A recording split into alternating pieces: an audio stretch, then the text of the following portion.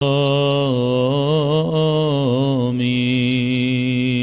سب مل کے آج دعا کا دن ہے، اپنے مولا کے ظہور کی دعا۔ اللہم کل ولیک حجت ابن الحسن صلواتک علیہ وعلی آبائه فی هذه الساعة وفی کل ولیا وحافظا وقائدا وناصرا ودلیلا وعینا حتی تسکنہ ارضک طوعا وتمتعه فيها طويلا برحمتك يا ارحم الراحمین۔ صلوات پڑھے محمد و آمین۔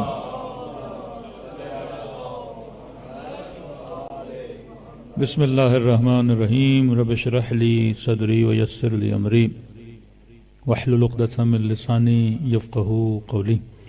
اما بعد فقد قال سبحانہ وتعالی فی محکم کتابہ بسم اللہ الرحمن الرحیم قد جاءکم من اللہ نور و کتاب مبین۔ صلوات پڑھے محمد و آل محمد۔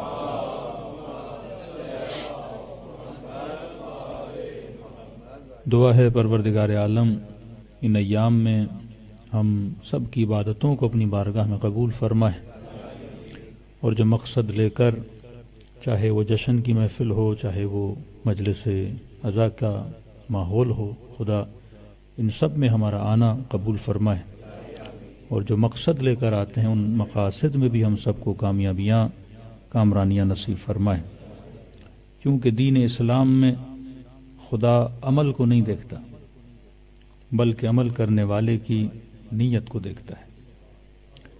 اللہ کبھی بھی کثرت اعمال کو نہیں دیکھتا کہ جناب نے اتنی نمازیں پڑھیں، جناب نے اتنے درود پڑھے۔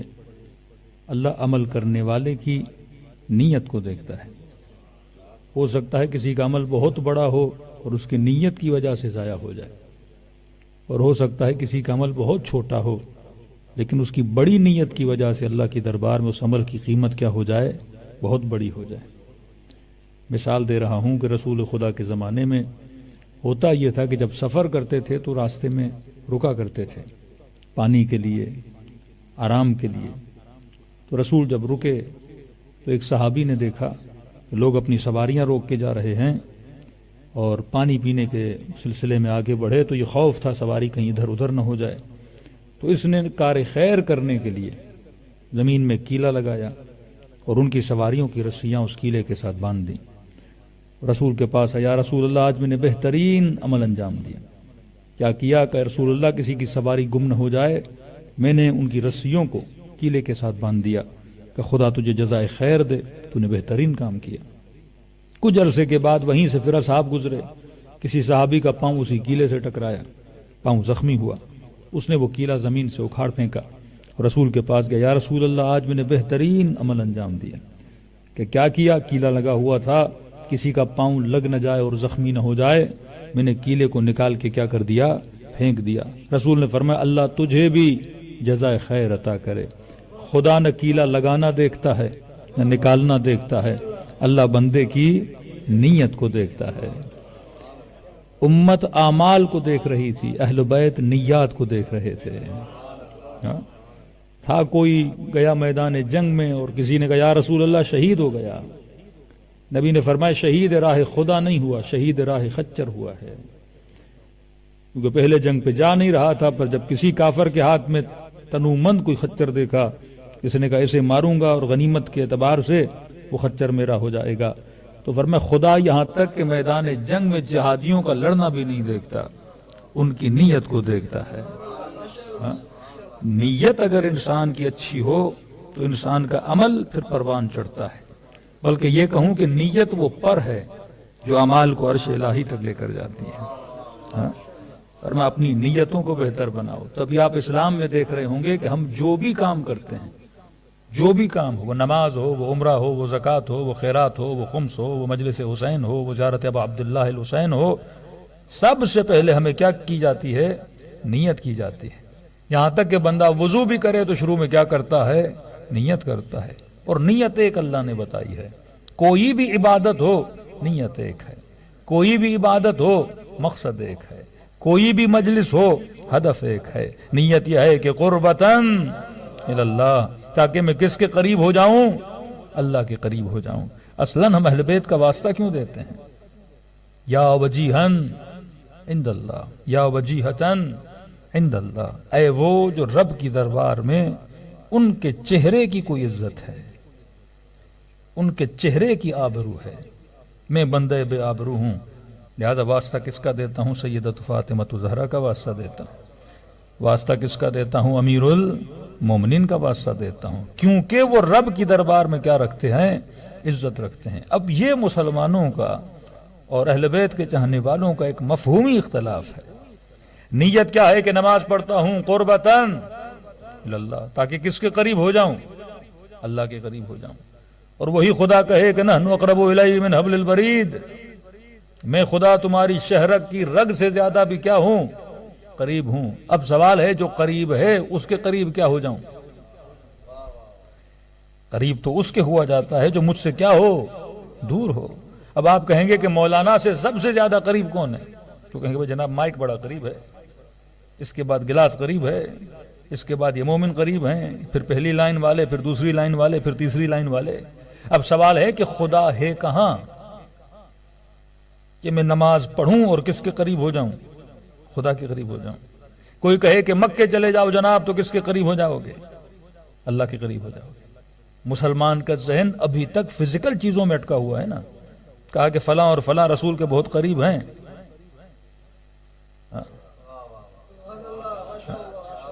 یہاں وہ کس کو دیکھ رہے ہیں؟ قرب جسمانی کو دیکھ رہے ہیں. اگر ایسے کیا جائے تو جناب شمر امام حسین کے سب سے زیادہ قریب ہے. کلیات بلا سینے ابا عبداللہ پر ہے. تو مراد قرب جسمانی نہیں ہے. ہو سکتا ہے کوئی پہلو میں ہو پر دور ہو، اور ہو سکتا ہے کوئی دور ہو پر مصطفیٰ کے قریب ہو.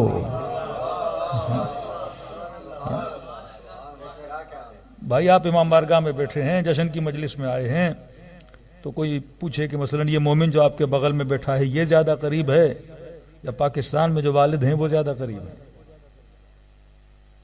قرب کون کس کا زیادہ ہے؟ کیا یہ پتھر دیوار آپ سے زیادہ قریب ہے یا گاؤں میں جو آپ کی والدہ بیٹھی ہے وہ آپ کے زیادہ قریب ہے؟ کون سا قرب ہے؟ قرب جسمانی معیار نہیں رکھتا، کیونکہ یہ جو آج بغل میں بیٹھا ہے کل مشکل میں ہوگے، مسئلے میں ہوگے، یہ کام آئے گا، یا اس ملک میں بیٹھا ہوا جو والد ہے اس کی دعائیں تمہارے کام آئیں گی؟ کس کا دل تمہارے لیے تڑپے گا؟ جو اتنے فاصلے پر بیٹھا ہے، جو اتنا قرب میں بیٹھا ہے. تو وہ خدا کہے کہ نحن اقرب الیہ من حبل الورید، میں تمہاری شہرک کی رگ سے زیادہ قریب ہوں. پروردگارا جب تو اتنا قریب ہے تو مجھے ہر عبادت میں یہ دعا کیوں کروائی جاتی ہے کہ نیت کرو قربتاً اللہ، قربتاً اللہ، قربتاً اللہ، تاکہ میں کس کے قریب ہو جاؤں؟ اللہ کے قریب ہو جاؤں. لہٰذا وہابیوں نے بھی اعتراض کیا، جناب شیعہ لوگ مجلسیں کیوں کرواتے ہو، جشن کیوں کرواتے ہو؟ تو ہم نے کہا کہ جشن اس لیے کرواتے ہیں، کسی بھی معصوم کا جشن ہو، مثلا جناب سیدہ کا جشن ہے، ہم آتے ہیں اور خدا کو کس کا واسطہ دیتے ہیں؟ سیدہ کا واسطہ دیتے ہیں. امیر المومنین کا جشن ہوگا، کس کا واسطہ دیں گے؟ امیر المومنین کا. کہا پھر واسطے دینے کی ضرورت کیا ہے؟ جو خدا شہرک کی رگ سے زیادہ قریب ہے اس سے ایسے ہی مانگو. اتنا سفر کر کے بندہ کربلا جائے اور کہے کہ پروردگارا تجھے حسین کا واسطہ، اتنا سفر کر کے مجلس میں آئے اور کہے کہ پروردگارا تجھے سیدہ کا واسطہ. کہ جو خدا پہلے سے قریب ہے اسے واسطے کی کیا ضرورت ہے؟ کیونکہ آج تک انہوں نے قرب پروردگار عالم کو سمجھا ہی نہیں. وہ یہ سمجھ رہے ہیں کہ جب کہہ دیا کہ شہرہ کی رگ سے زیادہ قریب ہوں، بھائی وہ قریب ہے، سوال ہے تو بھی اس کے قریب ہے کہ نہیں ہے؟ یہاں نیت یہ ہے کہ میں کس کے قریب ہو جاؤں؟ خدا کے قریب ہو جاؤں۔ اور دوسری بات یہ کہ ہم واسطہ دیتے کیوں ہیں؟ پہلی بات، ہم جو بھی کام کرتے ہیں وہ کس کے مطابق ہونا چاہیے؟ یا قرآن کی آیت کے مطابق یا حدیث رسول کے مطابق۔ سب سے پہلے جس نے کائنات میں واسطہ دیا اس شخصیت کا نام تھا ابو البشر حضرت آدم، کہ جب جنت سے نکالا گیا زمین پر آئے، کہا کہ اتنے رو رہے تھے کہ پروردگارہ میں نے ترک اولا کیا، آدم کو معاف کر دو، آدم کو معاف کر دو۔ کہتے ہیں اتنی شرمندگی کہ اپنے سر کو اٹھا کر بھی آسمانوں کی طرف نہیں دیکھتے تھے۔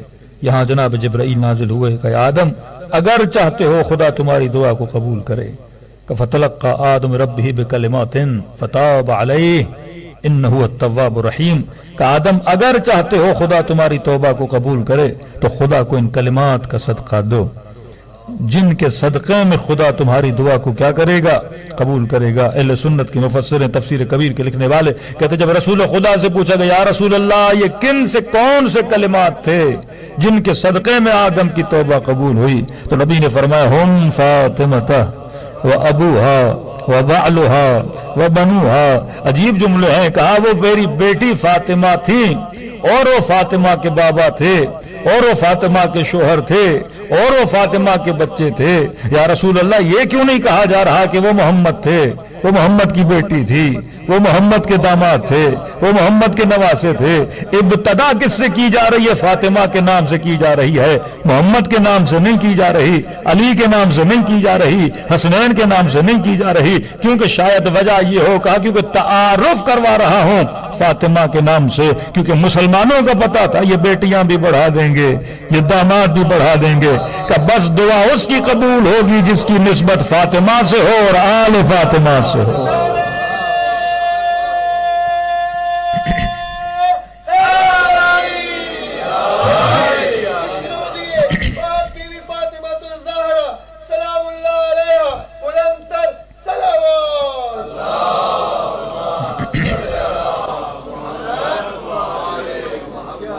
آپ بھی جو صلوات بھیجتے ہیں اللہم صلی علی فاطمہ وابیہا وبعلہا وبنوہا وسر المستودع، اس چیز کو سمجھیں، یہ اس کا کلیدی جملہ ہے۔ سیدہ پہ صلوات ہو، سیدہ کا واسطہ ہو، ان کے بابا کا واسطہ ہو، ان کے شوہر کا واسطہ ہو، ان کے بچوں کا واسطہ ہو، وسر المستودع، اور وہ راز پنہا جو ابھی تک پردے غیب میں ہے اس کا واسطہ دیتے ہیں، کیونکہ اس راز پنہا اور سر کی نسبت بھی کس سے ہے؟ سیدہ فاطمہ زہرا سے ہے۔ اللہم صلی علی محمد۔ تو ایک جملہ کہنے دیجئے کہ اگر وہ مسلمان کہیں کہ جناب ہم دعا مانگیں گے تو خدا سے ڈائریکٹ مانگیں گے، کیونکہ وہ حب انسان کی شہرت کی رگ سے زیادہ قریب ہے، اور رسول جب دعا مانگیں، آدم جب دعا مانگے تو کس کا واسطہ دیں؟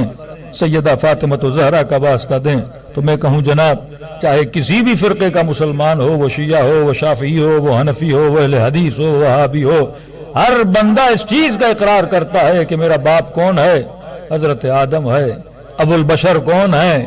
حضرت آدم ہے۔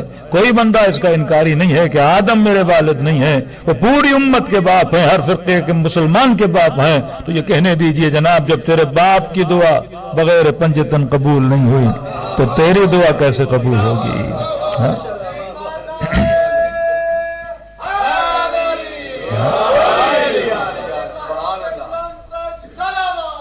اللہم صلی علی محمد وعجل فرجا۔ قرآن اشاروں اور کنایوں سے بھرا ہے کہ میں جب دعا قبول کرتا ہوں تو اس کے صدقے میں کرتا ہوں جو رب کی دربار میں کیا رکھتا ہے؟ عزت و آبرو رکھتا ہے۔ اسی سورہ بقرہ میں پڑھ لیجئے، حضرت موسیٰ کی قوم جب موسیٰ کے پاس آئی اور کہنے لگی کہ موسیٰ پیاس لگی ہے، پانی نہیں ہے، قحط آ گیا، تو حضرت موسیٰ نے اللہ سے ارشاد کیا کہ پروردگارہ قوم پیاسی ہے۔ تو پہلا سوال تو یہ بنتا ہے مفتیوں سے کہ جناب جب قوم کو پیاس لگی تھی تو پانی کس سے مانگنا چاہیے تھا؟ اللہ سے مانگنا چاہیے. صحرا میں چلے جاؤ دعا مانگو, گھروں میں مصلی پہ چھاؤ دعا مانگو. نبی کے پاس کیوں آ رہے ہو کہ یا رسول اللہ آپ ہمارے لیے دعا کیجئے کہ اللہ بارش برسا دے. اور عجب ہے کہ خدا نے یہ نہیں کہا کہ موسیٰ تو دعا مانگ میں دعا قبول کروں گا. وَإِذِ اسْتَسْقَىٰ مُوسَىٰ لِقَوْمِهِ فَقُلْ نَضْرِب بِّعَصَاكَ الْحَجَرَ فَانْفَجَرَتْ مِنْهُ اثْنَتَا عَشْرَةَ عَيْنًا کہ موسیٰ اپنی عصا کو پتھر پہ مارو. اور اس عصا کے لگنے سے خدا نے 3 چشمے نہیں 12 چشمے جاری کر دی. یہ رب جب رحمت بھی کرتا ہے تو کن کے ناموں پہ کرتا ہے؟ 12 کے ناموں سے کرتا ہے. لیکن اعتراض وہیں کا وہیں ہے. خدایا بارش برسانی تھی تو خود برسا دیتے. چلو جو نبی ہے, جو تمہاری رحمت ہے, موسیٰ کلیم اللہ ہے, اے خدا یہ کر دیتے کہ بول دیتے کہ موسیٰ اپنا ہاتھ مارو پتھر پہ, میں چشمے جاری کر دوں گا. لیکن قرآن نے کہا کہ فَقُلْ نَضْرِب بِّعَصَاكَ الْحَجَرَ, موسیٰ اپنی عصا پتھر پہ مارو.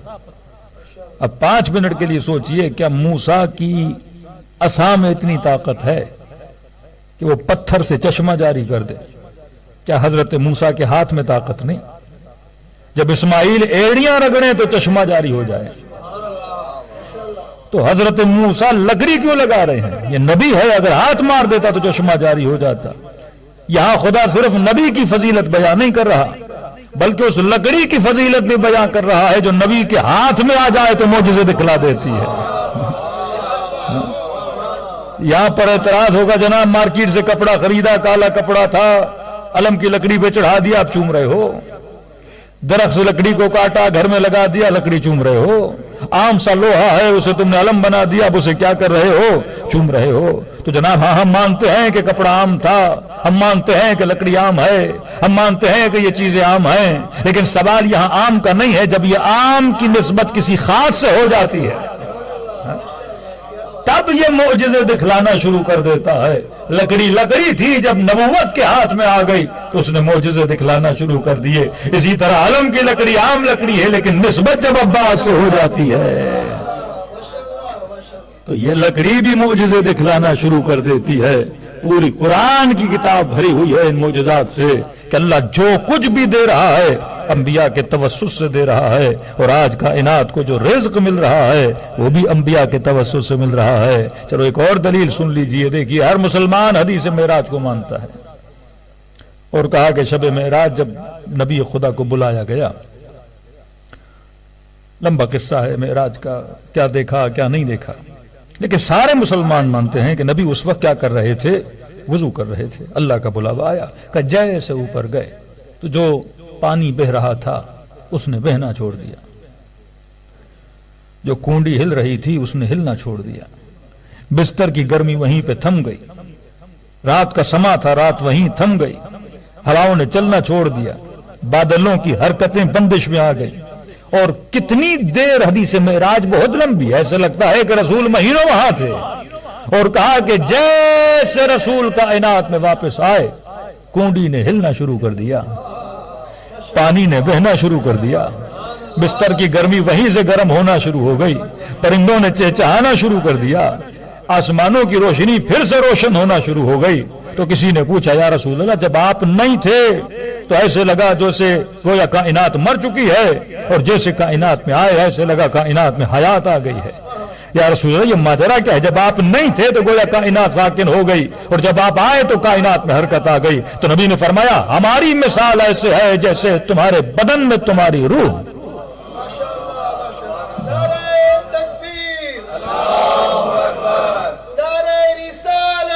یا رسول اللہ,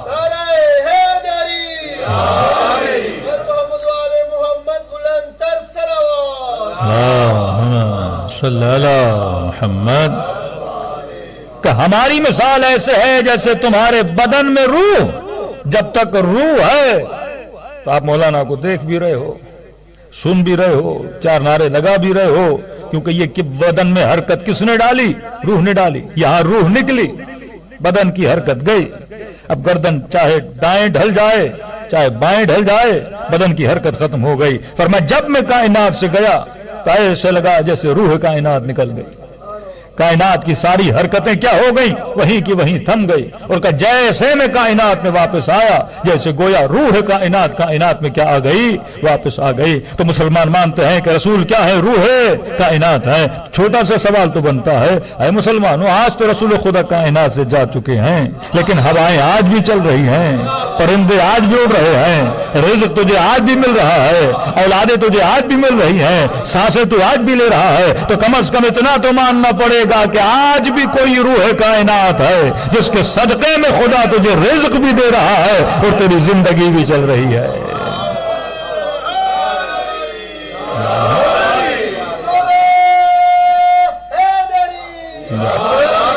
کون ہے وہ روح کائنات؟ وہی سر مستعدہ جس کا ذکر صلوات جناب سیدہ میں ہوا، جو پردہ غیب میں موجود ہے۔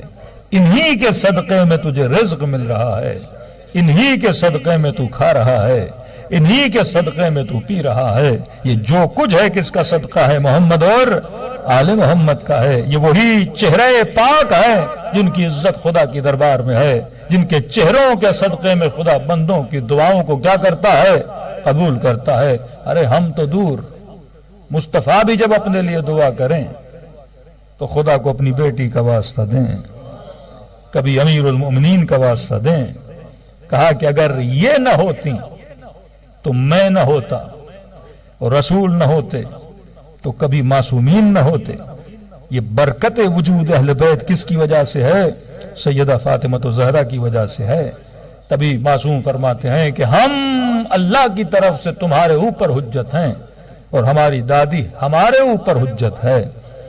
جو تمام حجتوں پہ حجت ہوں اس کا نام فاطمہ زہرا ہے۔ صلوات پڑھیں بی بی کی شان پر۔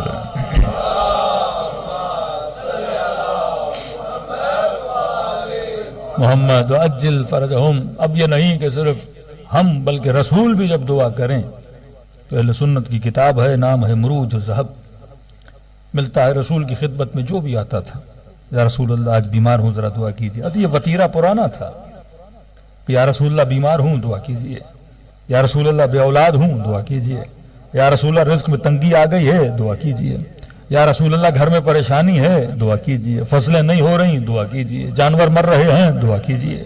کہ جہاں سے بھی جو بھی پریشان آتا تھا نبی کی دربار میں۔ اب دربار رسول کا مطلب یہ ہے کہ دائیں بائیں سارے بیٹھے ہوتے تھے اور دیکھ رہے ہوتے تھے کہ رسول دعا کیسے کر رہے ہیں۔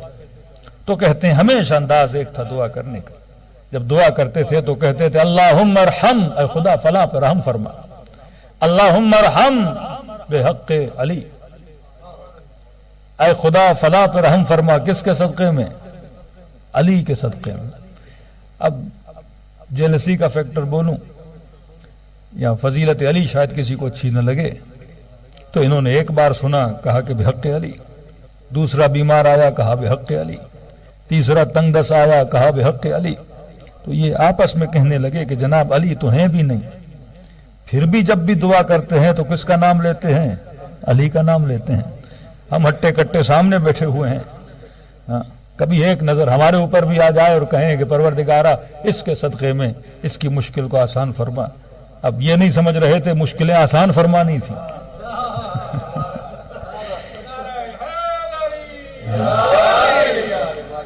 واسطہ اسی کا دیا جاتا ہے نا، مشکلیں کیا فرمانی تھیں؟ آسان فرمانی تھی۔ کہا کہ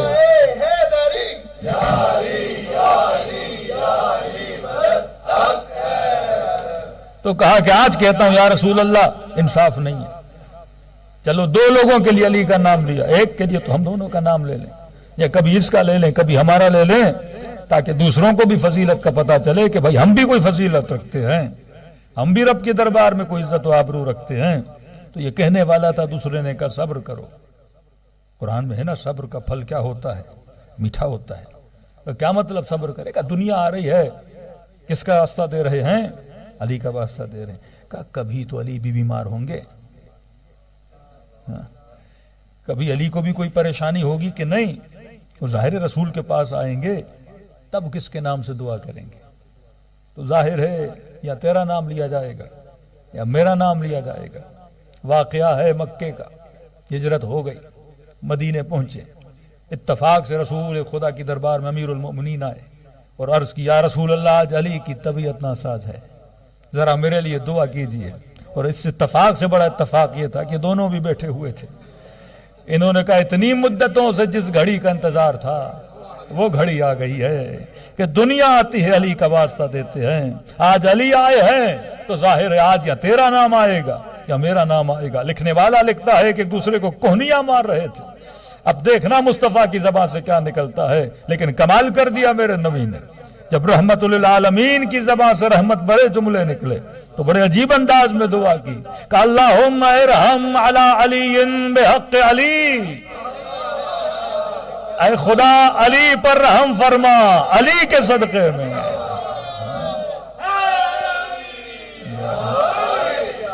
اے خدا علی پر رحم فرما، کس کے صدقے میں؟ علی کے صدقے میں۔ اب جو دلوں کے اندر تھا وہ زباں پہ ظاہر ہوا، کہنے لگے یا رسول اللہ یہ کیسے انصاف کی بات ہے، جب دنیا آتی ہے آپ علی کا نام لیتے ہیں، آج علی آئے ہیں پھر بھی علی کا نام لیا ہے، ارے کبھی ہمارا نام لے کر بھی تو دعا کیجئے۔ لکھنے والا لکھتا ہے رسالت کے چہرے پہ آثار جلا نمایاں ہوئے، کہنے لگے لوگوں تم علی کی بات کرتے ہو، جب میں نبی اپنے لیے دعا کرتا ہوں تو پھر بھی خدا کو علی کا واسطہ دے کر دعا کرتا ہوں۔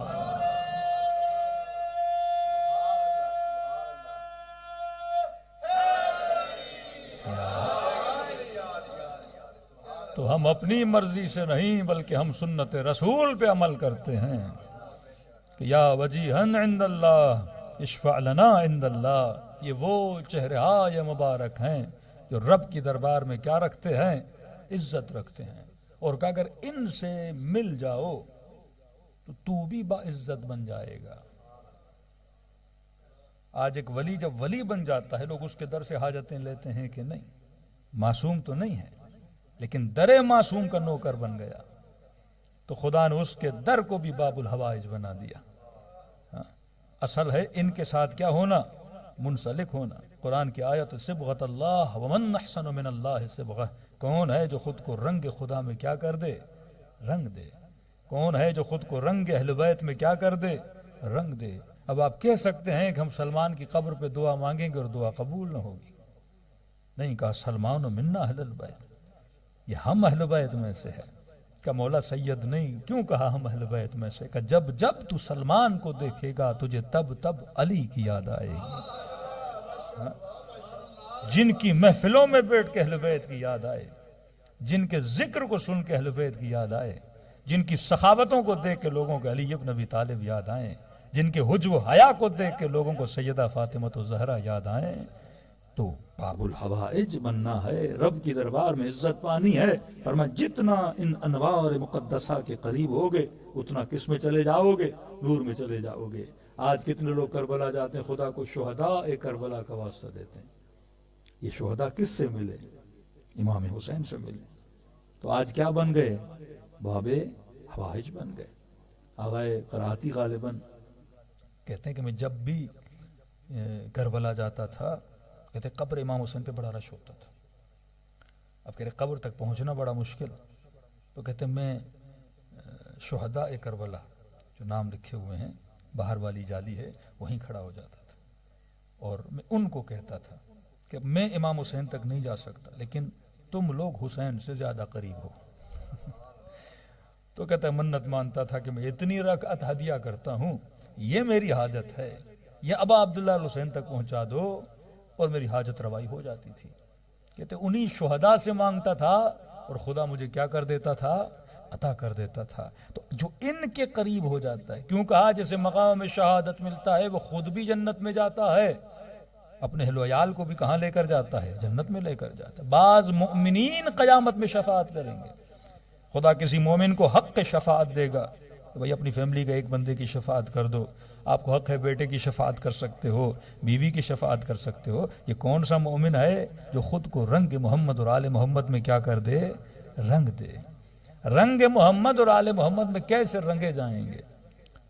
جناب سیدہ کے پاس ایک خاتون آتی، صلوات پڑھیں بی بی کی شان پر۔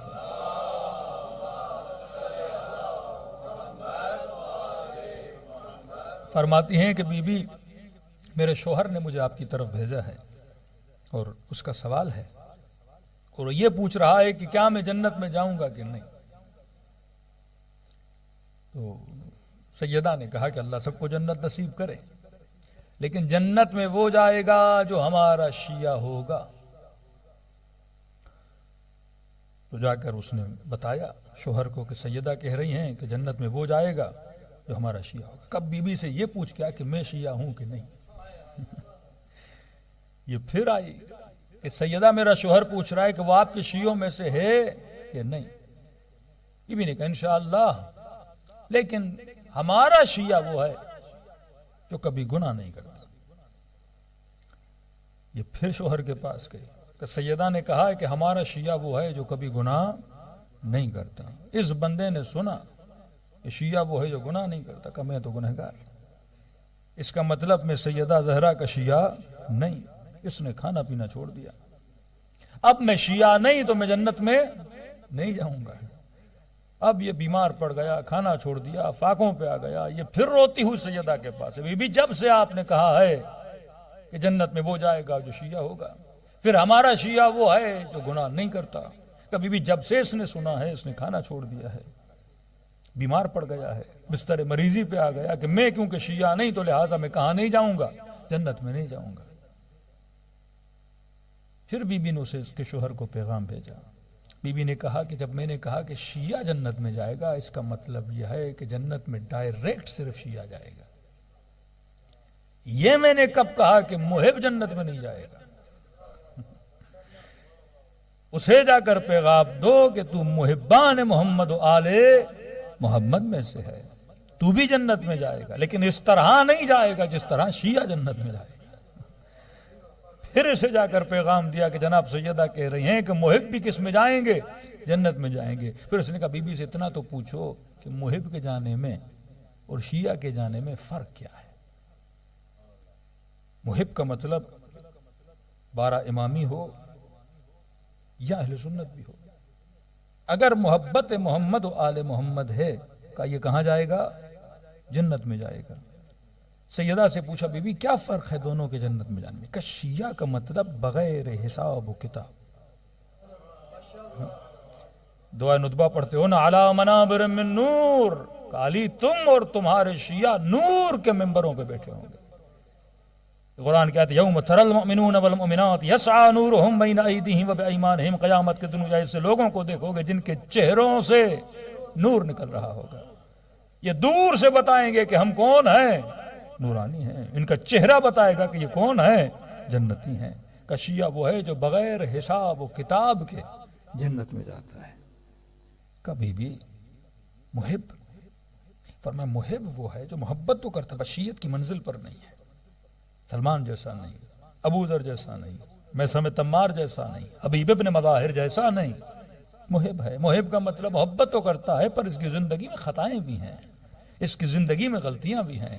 فرمایا پہلے یہ دنیا سے جائے گا، عالم برزخ میں اس کی صفائی ہوگی.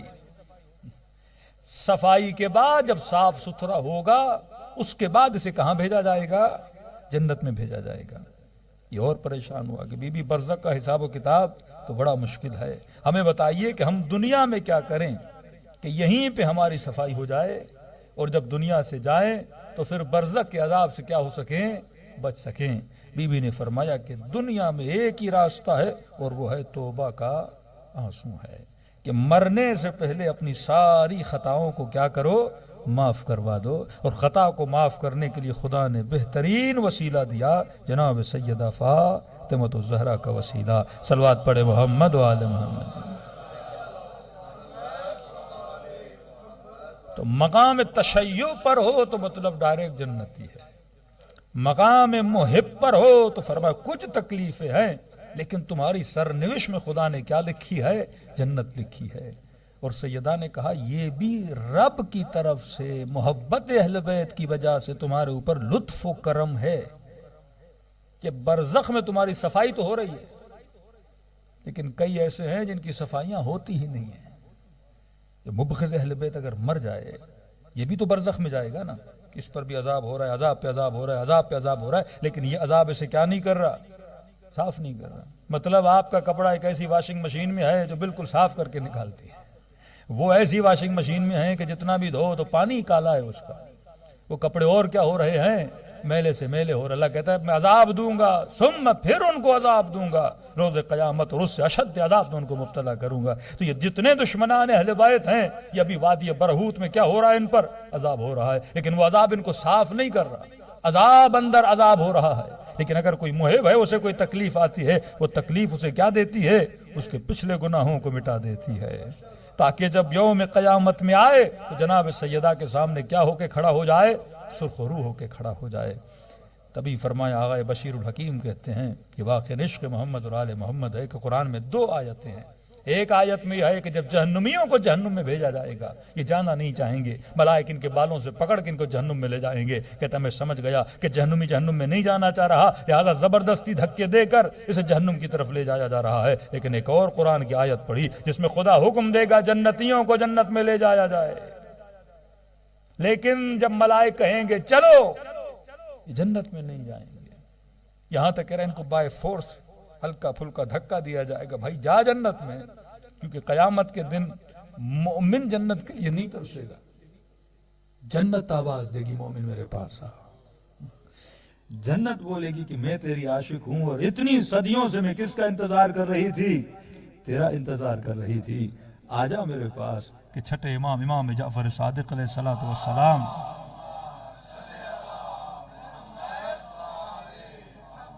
بعض وہابی بدبختوں نے کہا کہ اللہ کی مرضی چاہے ولی کو جہنم میں بھیجے، اللہ کی مرضی چاہے کسی بدبخت کو کہاں بھیجے، جنت میں بھیجے۔ دیکھیے اللہ نے کچھ اصول بنائے ہیں، پانی ہے آگ پہ ڈالو گے کیا ہو جائے گی، بجھ جائے گی، آگ ہے کاغذ پہ کیا لگاؤ گے، جل جائے گی۔ اس کے وجود میں خدا نے کیا رکھی ہے، آگ رکھی ہے۔ اگر دشمن اہل بیت جنت میں جائے گا تو اس کے وجود کے اندر آگ ہے، جنت میں جانے کا اس کو کوئی فائدہ نہیں ہے۔ لیکن مسئلہ اس کو جنت میں بھیجنے کا نہیں تھا، مسئلہ کسی ولی کو جہنم میں بھیجنے کا تھا۔ وہ اصل موقف جو رکھنا چاہتے ہیں، اللہ کی مرضی ہے کہ ان اللہ علی کل شیء قدیر، اللہ ہر شے پہ کیا ہے، قادر ہے، اللہ جسے چاہے جہاں بھیجے، اللہ کی مرضی میں اعتراض تھوڑی کر سکتے ہیں۔ یہاں میرے چھٹے امام نے فرمایا جب جنتیوں کو لے جایا جائے گا، اب ظاہر ہے ایک روڈ سے آپ جا رہے ہیں، ایک رستے سے آپ جا رہے ہیں، راستے میں جہنم تو آ رہی ہے کہ نہیں آ رہی، کہتے جب جنتی گزریں گے اور سائیڈ میں جہنم ہوگی تو جہنم سے آواز آئے گی فوز فوز یا مومن ان نورک یطفئ ناری، اے مومن مجھ سے دور ہو جا، اے مومن مجھ سے دور ہو جا، کیونکہ تمہارے نور سے میری نار بجھنے والی ہے۔ تو اگر کسی مومن کو جہنم کی طرف بقول ان کے بھیجا بھی جائے گا تو پھر جہنم نہیں رہے گی۔ ان کا نور ہی ایسا ہے جو پوری آگ کو پانی کی طرح کیا کر دیتا ہے، بجھا دیتا ہے۔ اور اگر ان کو تم جنت میں بھیجو گے تو پھر جنت نہیں رہے گی، جنت کا ماحول کیا ہو جائے گا، بگڑ جائے گا۔ یہ وجود انسان ہے، تو کہا یہ کیسے جنتی ہیں کہ جنت ان کے لیے ترس رہی ہوگی کہ مومن میرے پاس آ، لیکن یہ جنت میں جانا نہیں چاہیں گے۔ آغا بشیر نجفی کہتے ہیں کئی سالوں تک اس آیت کی سمجھ میں نہیں آئی، جو دعاؤں میں کہے کہ خدا جنت عطا فرما، جو ہر نماز کے بعد کہے خدا جنت عطا فرما، جس نے زندگی گزار دی تاکہ مجھے کیا ملے، جنت ملے، آج فیصلہ ہوا کہ جنت میں بھیجنا ہے، لیکن یہ جنت نہیں جانا چاہ رہے۔ کہتے سمجھ نہیں آ رہی تھی یہ آیت کہنا کیا چاہتی ہے، لیکن کامل الزیارات میں جب ایک حدیث پڑھی، فرمایا جب جنتیوں کو حکم ہوگا کہ انہیں جنت میں لے جایا جائے، ابھی یہ جنت جانا ہی چاہیں گے، اسی وقت میدان محشر میں حسین ابن علی کا آنا ہوگا۔ اللہم صلی علی محمد۔ فرمائے ان کی نگاہیں اب عبداللہ الحسین پہ پڑیں گی۔ اب ملائک کہیں گے جنت چلو، کہیں گے جنت کیا جا کے کریں گے، ہماری جنت حسین ابن علی ہے۔ ہاں یہ جنت ہے آپ کی، جن کی محبت میں کیا گزار رہے ہو، زندگی گزار رہے ہو۔ یہ جنت ہے جو خدا نے ان کی محبت میں آپ کو کیا عطا کیا ہے، سکون عطا کیا ہے۔ کہتے ہو نا کربلا مومن کی کیا ہے، جنت ہے۔ ابو ذر کی یہ جنت ہے، علی کی محفل میں بیٹھا ہے۔ آپ کی یہ جنت ہونی چاہیے کہ محمد اور آل محمد کی محفل میں بیٹھے ہو۔ جنت کیا ہے، جنت باغ کا نام نہیں، جنت پھلوں کا نام نہیں، جنت حور و غلمہ کا نام نہیں، جنت ایک ایسی جگہ ہے جہاں خدا نے کیا دیا ہے، سکون دیا ہے، پیس آف مائنڈ ہے۔ جہاں پہ ایک آدمی بیمار ہو نا، کھانے کا دل نہیں، بڑے سے بڑے ہوٹل میں لے جاؤ، نہ کھانا اچھا لگے گا، نہ چرخہ اچھا لگے گا، کیونکہ کیا ہے؟ بیمار ہے۔ جو بستر مریضی پہ پڑا ہے اسے دنیا کی لاکھ نعمتیں دکھاؤ، لیکن نعمت نہیں رہتی۔ یہ سکون میں ہے تو کھانا اچھا لگتا ہے۔ وجود آپ کا اندر سکون میں ہے تو آپ کو محفلیں بھی اچھی لگتی ہیں۔ اصل پیس انسان کے اندر ہے۔ الا بذکر اللہ تطمئن القلوب، یہ وہ ذکر ہے جو انسان کے دل کو کیا کر دیتا ہے؟ مطمئن۔ اب دل اگر پریشان ہو، بڑے سے بڑی محفل بھی ملے، اچھے سے اچھا گھر بھی ملے، انسان بے سکون ہوتا ہے۔ کوئی کہے کہ مولانا پیسے میں سکون ہے تو دنیا کے امیروں کو ڈپریشن کیوں ہوتا ہے؟ کوئی کہے کہ بڑے بنگلوں میں سکون ہے، جا کر دیکھیے تو صحیح، جب تک نیند کی گولی نہ کھائیں تو ان کو نیندیں نہیں آتی۔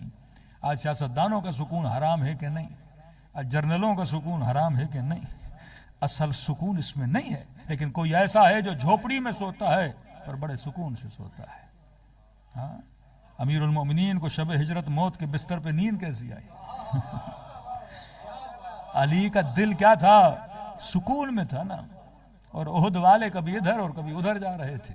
اور بندہ جب بے سکون ہو جاتا ہے تو اس کی کیفیتیں بتاتی ہیں۔ اہل بیت، امام حسین کے گلوے مبارک پہ خنجر پڑا ہے لیکن سکون میں ہے۔ یزید تخت پہ بیٹھا ہے پر بے سکون ہے۔ سیدہ زینب کے ہاتھوں میں رسیاں ہیں لیکن کہہ رہی ہیں ما رأیت الا جمیلا، میں نے حسن کے علاوہ کچھ بھی نہیں دیکھا۔ کتنا سکون خدا نے ان کی ذات میں رکھا ہے۔ اصل یہ نعمت ہے۔ اگر یہ نعمت کسی کو مل جائے، وہ دنیا کی کسی بھی مصیبت میں ہو پر دل مطمئن ہو، بندہ سکون میں ہوتا ہے۔ تبھی کہتے ہو کربلا مومن کی کیا ہے؟ جنت ہے۔ اب میرا آپ سے سوال ہے، کربلا میں کیا حوریں ہیں؟ کربلا میں کیا باغات ہیں؟ کربلا میں کیا دودھ و شہد کی نہریں ہیں؟ پھر کیوں کہتے ہو 50 ڈگری کی گرمی، 70 کلومیٹر پیدل چلے، پاؤں میں چھالے پڑ جائیں، قدم سوج جائیں، پریشانی کے عالم میں؟ اب دنیا پریشان ہے، کہہ رہا کربلا مومن کی جنت ہے۔ جناب یہ کیسی جنت ہے کہ پاؤں میں چھالے پڑ گئے؟ یہ کیسی جنت ہے وجود پسینے سے شل ہو گیا، تھکاوٹ اور ٹوٹے پھوٹے؟ کہتے ہاں ساری تکلیفیں آئیں لیکن جب بین الحرمین پہنچا نگاہ حسین کے ذریعے پہ پڑی۔ ہاں؟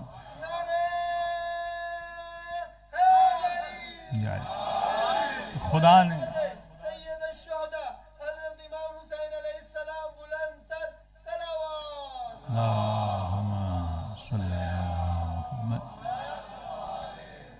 بس آخری جملے اور زحمت کو تمام کر رہا ہوں۔ جب کربلا پہنچا ذریعہ ابا عبداللہ پہ نگاہ پڑی تو کیا کہا؟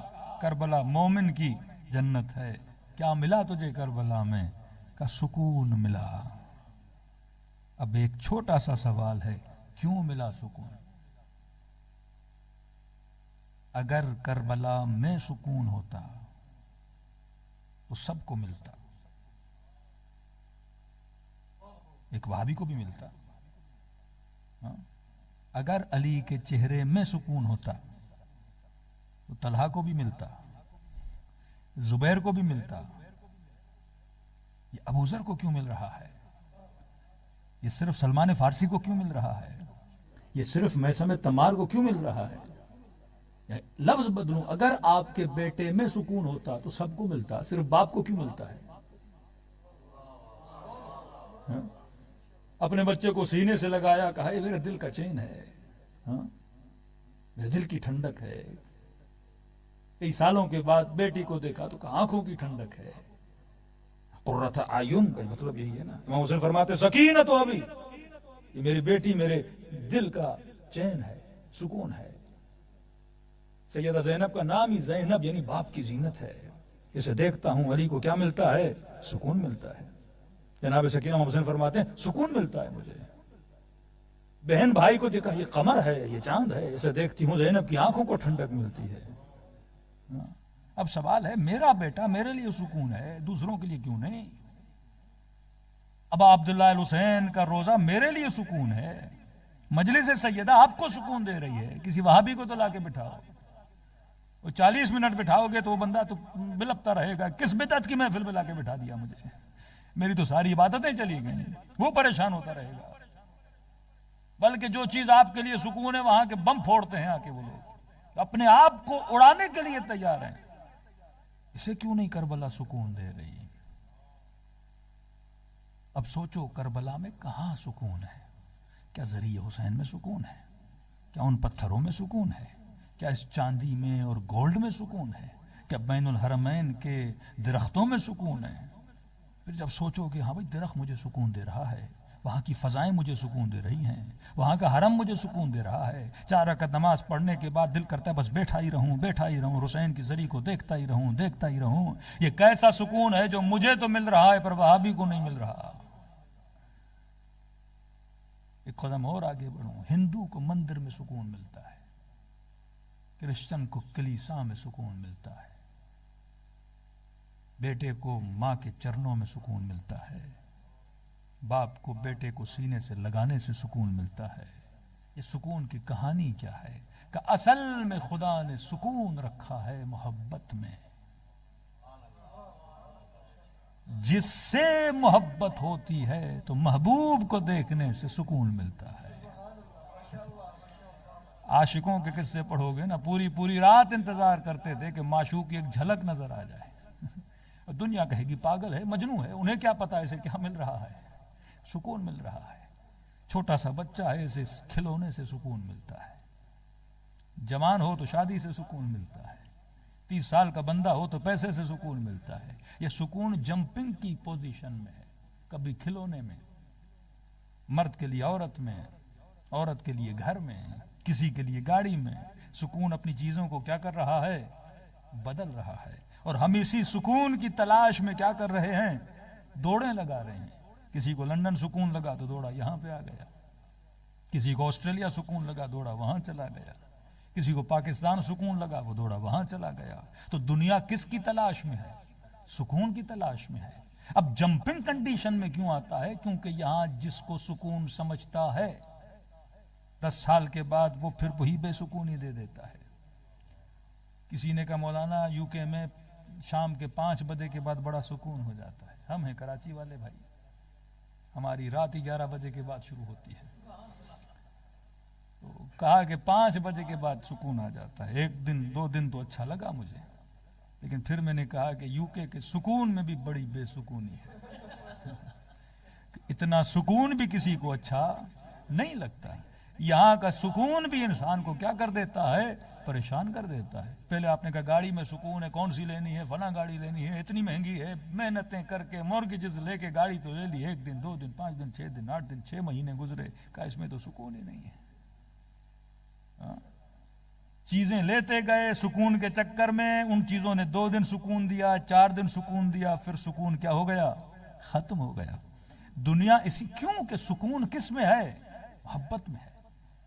اب اگر کسی کو پیسے سے محبت ہے، اسے 50 کے پاؤنڈ کے نوٹ دو اور پورا بیگ دو، کہو بس گنو، یہ گنتا رہے گا اور سکون لیتا رہے گا۔ کبھی یہاں نہ ملے تو خواب میں لیتا ہے بندہ کہ مولانا آج خواب دیکھا ہے مجھے خزانہ ملا ہے، کسی نے کہا مولانا خواب دیکھا ہے گاڑی ملی ہے، گاڑی کی ڈگی کھولی ہے پوری پیسوں سے بھری ہوئی ہے۔ اب کیوں کہ سکون اس کا کیا ہے؟ پیسوں میں ہے، تو خوابوں میں بھی کسے ڈھونڈ رہا ہے؟ پیسوں کو ڈھونڈ رہا ہے۔ یہ محبت کی تلاش میں بھٹک رہا ہے، کیونکہ اسے سکون کیا دیتی ہے؟ محبت دیتی ہے۔ اب غلطی جہاں انسان کرتا ہے، جس سے محبت کرتا ہے، وہ جو اسے سکون دیتی ہے وہ ٹیمپریری ہے، اور جب ٹیمپریری سے عشق کر لیتا ہے اور جب وہ سکون دینا چھوڑ دیتی ہے، اس کی پوری زندگی بے سکون بن جاتی ہے۔ اب اہل بیت یہ بتاتے ہیں کہ محبت اس سے کر جو ٹیمپریری نہ ہو، جس کا سکون ابدی ہو۔ علی اگر سامنے بھی ہوں تو دیکھ کے سکون ملے، اور دنیا سے جائیں تو اس کی قبر کو دیکھ کے سکون ملے۔ اللہم صلی علی محمد۔ یہ کہا آیت نے قد جاءکم من اللہ نور و کتاب مبین، اللہ کی طرف سے تمہارے لیے 2 چیزیں بھیجی گئیں، ایک کتاب بھیجی گئی، ایک نور بھیجا گیا۔ یہ نور مصطفیٰ کیا ہے؟ سکون ہے۔ اور اسی رسول نے فرمایا کہ اولنا محمد، اوسطنا محمد، آخرنا محمد، بل کلنا محمد، کہ ہم سارے کے سارے محمد ہیں۔ تو یہ قرآن بھی تجھے سکون تب دیتا ہے جب نور محمد کے ساتھ مل جاتا ہے۔ یہ وہ اصل سکون ہے جو آپ کو چاہیے۔ ورنہ میں بارہا مجالس میں کہہ چکا ہوں کہ مولانا اس سے محبت کر، بھائی محبت کرو، لیکن یہ یاد رکھو یہ ٹیمپریری ہے. بیٹے سے محبت کرو، ایک نیچرل ہے، میرے کہنے پہ کرو گے کیا؟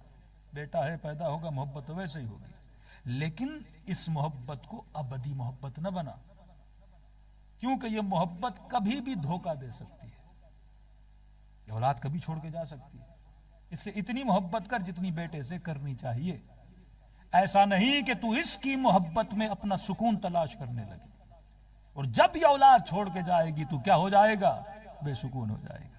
اب بیوی سے محبت کر اچھی بات ہے، پر ایسا نہیں کہ تو اس کی محبت میں سکون تلاش کرنے لگے، اور جب یہاں کے قانون کے مطابق چھوڑ کے چلی جائے گی تو سکون سارا ساتھ لے کر چلی جائے گی. ہاں؟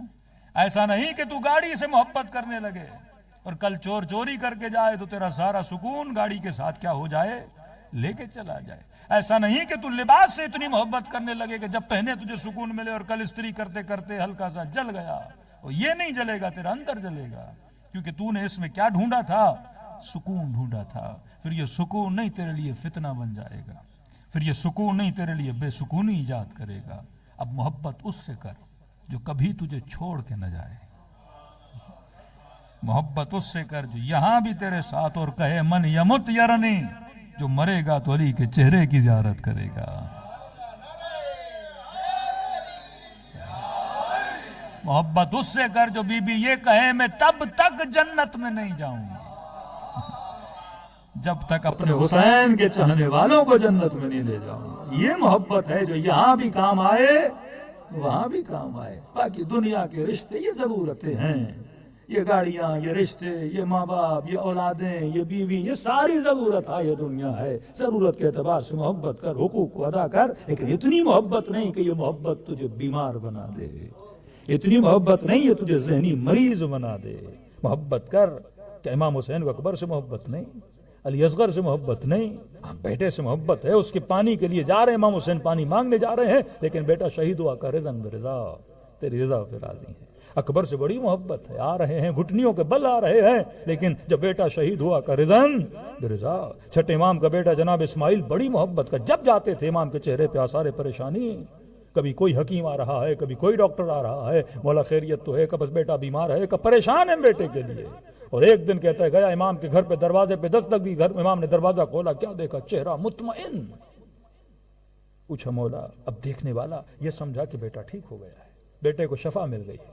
کہا مولا الحمدللہ بیٹا آپ بڑے مطمئن نظر آ رہے ہیں، آج خوش نظر آ رہے ہیں، آج بڑے اطمینان میں ہیں. امام نے فرمایا انا للہ و انا الیہ راجعون، بیٹا اللہ کو پیارا ہو گیا. کہ مولا سمجھ نہیں آئی، جب زندہ تھا تو اتنے پریشان تھے، آج دنیا میں نہیں تو آپ کو زیادہ فضا اور گریہ کرنا چاہیے، لیکن آپ کے چہرے پہ اطمینان. کہ یاد رکھ اولاد کس کی امانت ہے؟ اللہ کی امانت ہے.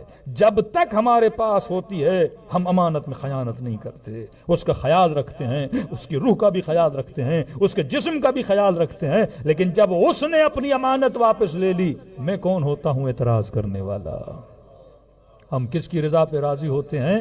اس کی رضا پہ راضی ہوتے ہیں. اتنا بڑا وجود جناب سیدہ جیسا، لیکن جب امیر المؤمنین نے قبر اطہر میں اتارا یہی کہا رضن رضا. ہم کس کی رضا پہ راضی ہیں؟ رب کی رضا پہ. تو مقصد مجلس یہ ہے کہ آپ اس سے محبت کرو جو آپ کو دنیا میں بھی سکون دے، جو آپ کو آخرت میں. دنیا کی ساری محبتیں تجھے چھوڑ جاتی ہیں، پر محمد و آل محمد تجھے کبھی چھوڑتے نہیں ہیں. تبھی فرمایا اذکرون یذکرکم، تو ہمارا ذکر کر ہم تمہارا ذکر کریں گے. آغا ابوالحسن اصفہانی بیٹے کے خواب میں آئے کہ بابا اگر ایک دن ملے دنیا میں واپسی کا، کون سا عمل انجام دو گے؟ کہ بیٹا امام رضا کی زیارت کو جاؤں گا.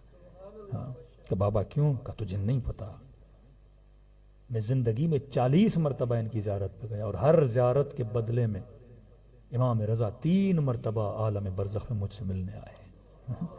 وہ ایک زیارت کا بدلہ بھی وہاں پہ چکاتے ہیں، ایک پائی بھی جب ان کی راہ میں دیتے ہو، یہ نہ سمجھو یہ ضائع ہوتی ہے. اہل بیت اس کے احسان کا بدلہ احسان کے ساتھ چکاتے ہیں. ارے ہر صرف امام حسین نے کہا تیری عزا پہ تیری ماں بیٹھے، صرف اتنا، تیری عزا پہ تیری ماں بیٹھے. کہتے ہیں آنکھیں اس کی لال ہو گئیں. اور کی عزا کا مطلب تو مر جائے، تیری قبر پہ تیری ماں بیٹھے. ایک طرح کی بد دعا ہے. عرب جب کسی پہ غیظ و غضب میں آتا تھا تو یہ جملہ کہتا تھا، مطلب اس جملے پہ جنگ ہو جاتی تھی۔ اور بھی سردار لشکر ہے، سمجھو جتنا لشکر تھا اس کے پاس یزید کا، اس کا سردار ہے، چاہتا تو اسی وقت جنگ شروع کر دیتا۔ کہتے آنکھوں میں لالی آ گئی، امام حسین کی آنکھوں میں آنکھیں ڈال کے کہا حسین میں بھی کہہ سکتا ہوں، لیکن کیا کروں، تیری ماں فاطمہ الزہرا ہے۔ ہاں؟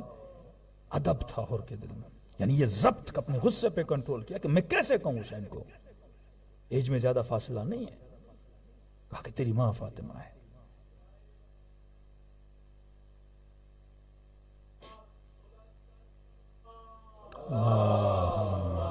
صلی اللہ محمد، کہ میں بھی کہہ سکتا ہوں لیکن کیا کروں، آپ کی والدہ فاطمہ الزہرا ہے۔ علماء فرماتے ہیں کسی شہید کے ماتھے پہ امام حسین نے رومال نہیں باندھا، اور کون سا رومال؟ جو اپنی اماں نے حسین کے لیے سیا تھا، ہاں، سیدہ زہرا کا رومال، کہتے وہ نکالا، امام حسین نے ماتھے پہ باندھا۔ کسی نے کہا حسین نے ایسا کیوں کیا؟ کہا حر نے سیدہ کا احترام کیا تھا۔ ایک تو یہ کہ پھر یہ حسین ابن علی ہیں، اگر کسی کو ہدایت کے لیے کوئی جملہ کہا پھر اس کا بھی خیال امام حسین کو کہ حر کو برا نہ لگا، کہ جب رومال باندھا تو امام نے حر کو کہا، کیونکہ امام نے اس کی ماں کے لیے کہا تھا نا، تیری ماں تیری عزا میں بیٹھے، کہ فوراً امام کے دل میں آیا کہیں حر نے یہ بات دل پہ نہ لی ہو، تو کہ فوراً ابا عبداللہ نے اس کی ماں کی تعریف کرنا شروع کر دی۔ آخری وقت میں کہا کہ حر تیری ماں کتنی شریف ہے، جس نے تیرا نام کیا رکھا؟ حر رکھا۔ واقعاً تو دنیا میں بھی حر ہے تو آخرت میں بھی کیا ہے؟ حر ہے۔ کہ تو نے میری اماں زہرا کا ادب و احترام کیا، کہ قیامت کے دن سارے شہداء اٹھیں گے لیکن تو واحد شہید ہوگا جس کے ماتھے پہ میری اماں زہرا کی نشانی ہوگی۔ کئی سالوں کے بعد جب عراق میں بادشاہ کا اختلاف ہوا، کہا کہ سب کے سر کاٹے گئے تھے اور واحد شہید کربلا ہے جس کا سر نہیں کاٹا گیا۔ قبیلے کا سردار تھا، جب یہ سروں کو کاٹنے آئے تو کہا ہم نہیں کاٹنے دیں گے، یہ واحد ہے جس کا جنازہ وہ لے کر گئے۔ کہ کربلا میں مدفون نہیں ہوا امام حسین کے ساتھ، الگ جا کے ہوا، اختلاف ہو گیا کہ کہیں ایسا تو نہیں تھا کہ سر نہیں کٹا تو وہ فضیلت نہیں، شہدائے کربلا کے ساتھ مدفون نہیں تو وہ فضیلت نہیں، تو کہا کہ اس کا شاید وہ مقام نہیں ہے، امام حسین نے معاف نہیں کیا، اختلاف ہو گیا اس پہ۔ اختلاف اتنا بڑھا کہ کہا کہ ہم دیکھیں گے اس کی قبر کے اندر کہ اگر یہ صحیح شہید تھا تو اس کا جنازہ کیا ہونا چاہیے؟ صحیح سالم ہونا چاہیے۔ کہتے ہیں قبر کی نبش ہوئی، کھدائی ہوئی، اور جنازہ ایسا تھا جیسا 62 ہجری میں زمین کربلا پہ گرا تھا۔ اب اللہم صلی علی محمد، کہا یقین کیسے کریں کہ یہ حر کا جنازہ ہے؟ دیکھو امام حسین نے ہر چیز سوچ سمجھ کے کی ہے، کہ یقین کیسے کریں کہ حر کا جنازہ ہے؟ کسی عالم نے کہا کہ روایت میں ہے امام حسین نے اس کے ماتھے پہ اپنی ماں زہرا کا رومال باندھا تھا، جب چیک کیا کہ واقعاً ماتھے کے زخم کے اوپر یہ رومال بندھا ہوا تھا، اور جب وقت کے بادشاہ نے رومال دیکھا اس کے اندر لالچ پیدا ہوئی، سیدہ کا رومال ہے تو یہ میں اپنے پاس رکھ لیتا ہوں اور حر کے ماتھے پہ ایک اور رومال باندھ دیتا ہوں۔ اس نے وہ رومال اتارا، کہتے ہیں خون وہیں سے جاری ہونا شروع ہو گیا، کہتے ہیں کئی رومال بدلے گئے لیکن خون رکا نہیں، پھر سے وہی سیدہ کا جب رومال باندھا تو خون رک گیا۔ مطلب جو چیز حسین نے جہاں رکھی تھی اس چیز کو وہیں ہونا چاہیے تھا، کیونکہ یہ رومال یہاں کے لیے نہیں ہے، میدان محشر کے لیے ہے، کہ دنیا دیکھے جس نے زہرا کی عزت کی اس کو خدا نے مقام کتنا عطا کیا ہے۔ اللہم صلی علی محمد۔ تو خلاصہ کلام ہر چیز کا مقصد یہ ہے کہ ہم جناب سیدہ کو کیا کریں؟ راضی و خشنود کریں، جس کے لیے رسول نے فرمایا کہ فاطمہ بضعۃ منی، یہ میرے جگر کا ٹکڑا ہے، من ابغضها فقد ابغضنی، جس نے اس کو غضب نہ کیا اس نے مجھے، جس نے مجھے کیا اس نے خدا کو، جس نے اس کو خوش کیا اس نے مجھے، جس نے مجھے خوش کیا اس نے خدا کو خوش کیا۔ تو ہم آدھا گھنٹہ 1 گھنٹہ اس محفل میں آتے ہیں، مقصد یہ ہے کہ ہم سے کون خوش ہو جائیں؟